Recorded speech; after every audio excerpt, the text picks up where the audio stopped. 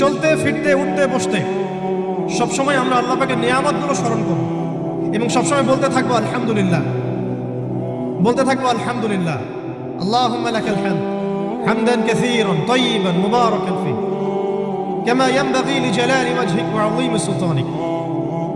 আল্লাহ পাকের শুকরিয়া যে যত বেশি আদায় করবে, আল্লাহ পাক বলেছেন লা ইন শাকারতুম লা আযীদান্নাকুম, তোমরা আমার শুকরিয়া আদায় করো আমি তোমাদের প্রতি আমার নিয়ামতকে বাড়াই দিব।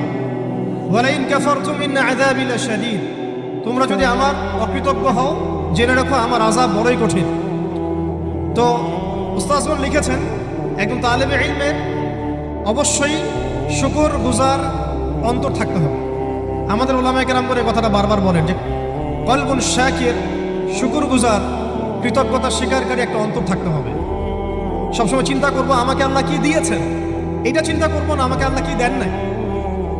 আল্লাহ পাক আমাকে সুস্থ রেখেছেন,